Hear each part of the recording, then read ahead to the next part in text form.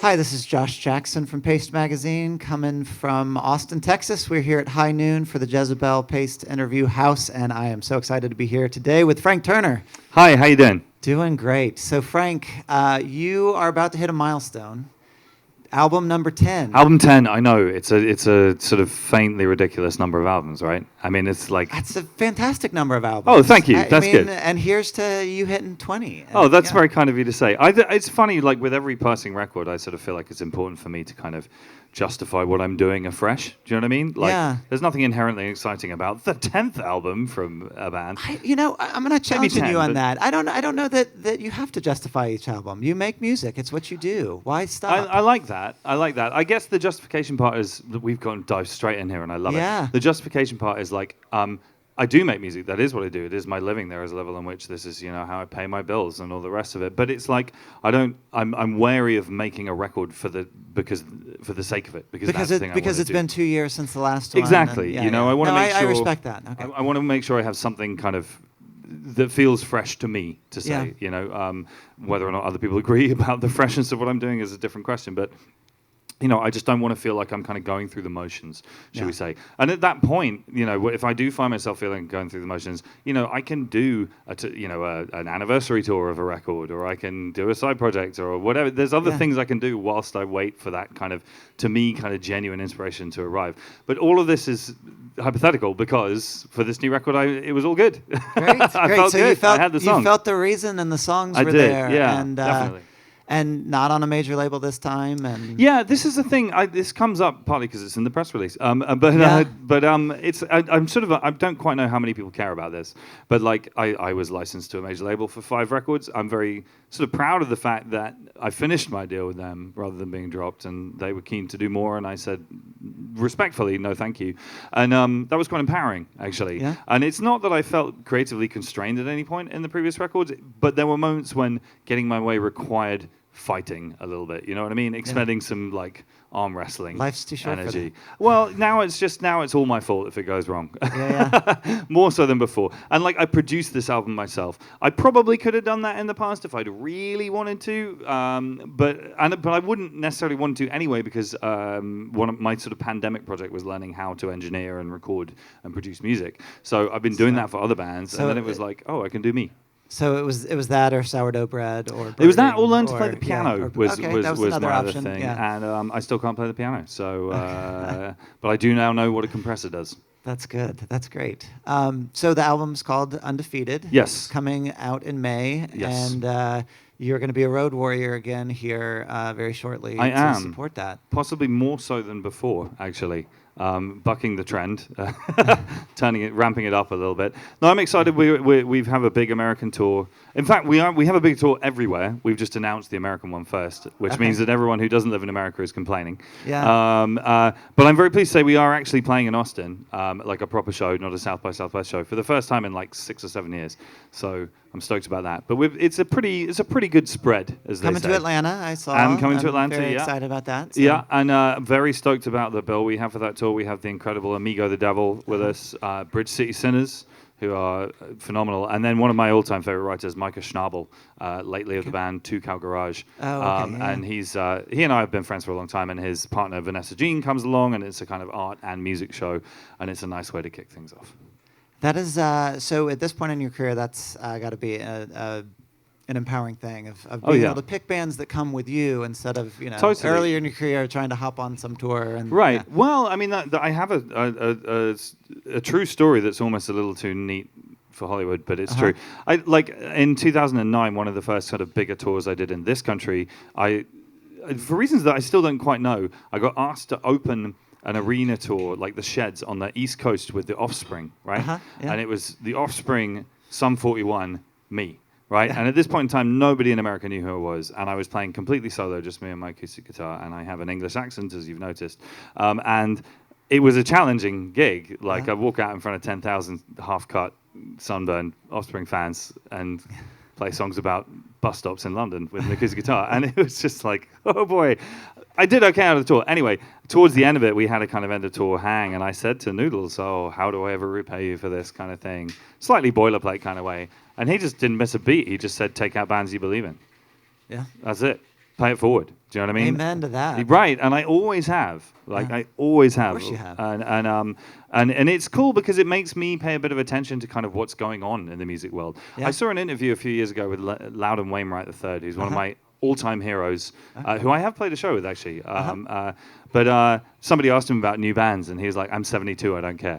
And I think that's a defensible response to that question. I mean, that's understandable, but I appreciate the fact that you hopefully at 72 you're still paying attention. Yeah, I mean, I've a little while to go before then, but I'm 52 and I just listen to pretty much everybody who's playing at South by, so I could pick my favorite 63 for our there we go. Here the Yeah, next few but days. I think that's it. I think that at a certain point in life, it's a bit more. You have to put a bit more effort, essentially, into kind of not just retreating into your musical. It does comfort take zone. more effort. But it's worthwhile doing. You know, Bridge City Sinners are a new discovery for me. I think they're phenomenal.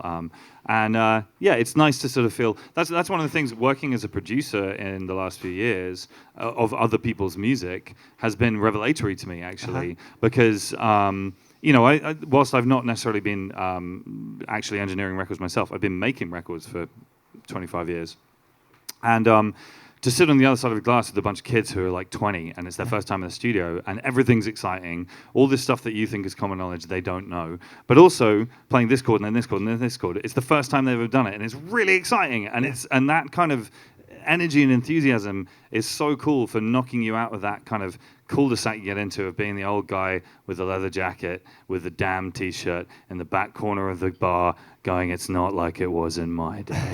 And it's like, I don't want to be that fucking guy, do you know what I mean? Yeah. And so working with younger bands, newer bands, I find really exhilarating, and I think there is an influence of that on the new record that I made. You know, it's rejuvenating. That's what I'm looking for. That's fantastic. Well, I mean, and as you say, the 10th album, it's good to have that reason, that extra thing, and to have that rejuvenation. Sure. How have you felt is that come through in the songwriting as well, or is it just musically, or I production? I think mainly in the arrangement and musicianship of the record. Okay. I'm kind of realizing, by the way, that this whole thread is making me sound like a vampire. But anyway, because the other thing, I have a new drummer in the Sleeping Souls. Yeah. He's been in the band since 2020, but this is his first time recording with us. His name's Callum Green, and he's younger than the rest of us, and he's the best drummer in the whole world. But just stuff like, so we did his first ever visit to the United States was the 50 States in 50 Days tour. So he went from having never been to America to having been to all of it, which I think is kind of incredible, right? That is incredible. I'm still like 6 away, and there we go. lived here almost all my life. What are you missing?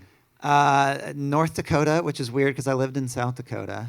Right, yeah, fair enough. Maine, like the weird Alaska. Yeah, Right. most of the corners. Yeah. Right, fair enough. But So, yeah, he's been to all of them, and so he brings a kind of energy and an excitement to what we do. And you know, I wrote the songs. We spent some time kind of refining them, arranging them, rehearsing them, all the things we usually do, demoing them. We recorded them at my house, and at the end of the session, a friend of mine mixed them. But at the end of the recording session, you've got the rough mixes or whatever. My wife listens to them, and she said an interesting thing to me. She said, "It sounds like you guys are having fun." And let's not delve too deep into the implication that perhaps we weren't sounding like we were having fun on previous records. Yeah. But I think it's a pretty good appraisal of the record, actually. Like, you know, the record has light and shade. It has songs about fun things and about, you know, imposter syndrome and anxiety and all these kinds of things. But the general kind of vibe is of a band. I like to think of a band firing on all cylinders. Well, that's fantastic. Well, so I have to get you to tell me about the 50. 50 shows, sure. 50 states and 50 days. Yeah. What was that?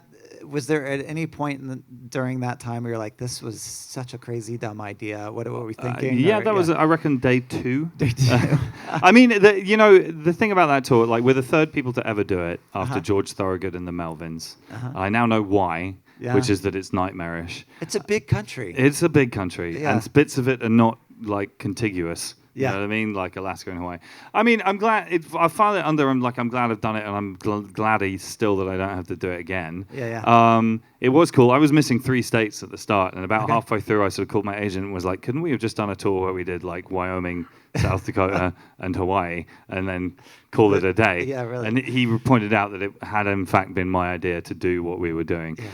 We made a documentary about it, the first episode of which we are showing in about 2 hours for the first time, and then it will be released in a way to the public that I don't yet know what it is. But it's coming, as I guess is what I'm trying to say. I'm very much looking forward to seeing that. Thank you. I'm very much forward to looking to see to getting to see you on tour again. It's been a minute since I've seen you live. Yeah, I feel like, dare I say it, I feel like there's a part of me that never wants to say the P word again, or the C word, by which I mean pandemic and coronavirus. Yeah, Put the dirty minds to rest. That said, there is actually a song on the new record called Pandemic PTSD, because I weirdly made a record during the pandemic in which I didn't mention it at all. Now, I can't speak to how it is in the States, but in the UK, there's all these issues with kind of touring infrastructure and logistics that are just devastated by what happened. And lots of people not in the music industry are just like, la, la, la, la, la, let's not talk about it. And it's like, oh, no, we need to talk about this. Anyway, this was going somewhere, I promise. Just being on the road again. Yeah, I mean, so I do feel like this feels like my first properly post-pandemic record. It feels like, with all of the attendant caveats, but it feels like the world is getting a little closer. My world, the touring world, is getting a little closer, quote unquote, normal again. And it's exciting to be able to put tours like the American one on sale with a great lineup and a good spread of shows and all the rest of it, and just sort of feel a little bit more like I'm able to just sort of do my fucking job again, because that's all I really want to do. Well, I'm looking forward to it. It's always a joyful experience to just see you playing music That's live. very kind of you to say. And thank you so much for coming and doing this. It's my pleasure. You know what? I'm right at the start of my South by Southwest, and I'm in a great mood. You got energy. The interviews I'm going to do on Thursday are going to be awful. Well, I'm glad I caught you at this right point. at the beginning. Thanks so Awesome. much. Really nice to see you, man.